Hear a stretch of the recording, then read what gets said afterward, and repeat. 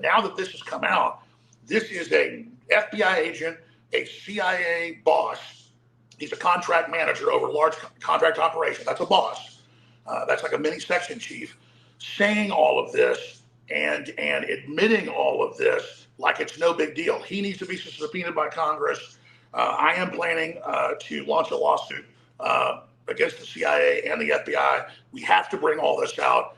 And right as my bankruptcy comes to a close and right as all this stuff's being finalized, it's really God working here that this came out at this time. You just said you were planning on suing the federal government. What would a Alex Jones versus the U.S. government look like?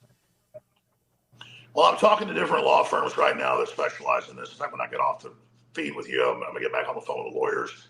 It's obviously a civil rights violation.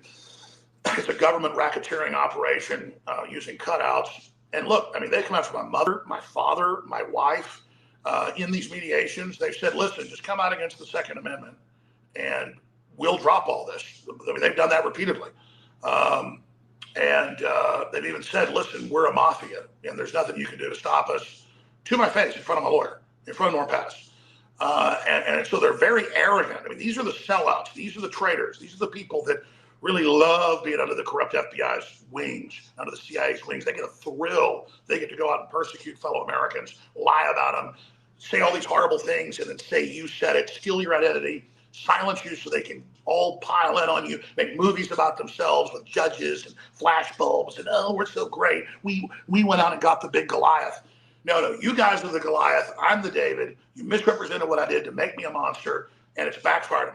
So when you say you're going to file a civil rights lawsuit against the government over this, this is something you've clearly talked about. You've retained counsel on this. Would you go on First Amendment grounds that they eliminated your right to free speech, that the right to a free press? And it seems like so much of what you do is, of course, crystallized in the First Amendment first for a reason. I've been talking to 4 different law firms, and I'm literally supposed to be on with one of them 5 minutes ago. I will come back with you tomorrow, or I'll come back with you today. I love your show. It's huge. But absolutely, I've got to get the wheels on this thing rolling. And we've got a lot of options. But again, it's not for me. It's about to put it out in court and show the evidence and then drag them out in the light with discovery and show what they've really done. And it's about congressional hearings, and it's about stopping these rogue agencies that have become domestic KGB operations. And if Elon Musk wants to help me, I know he's been backing a lot of lawsuits, out there for freedom.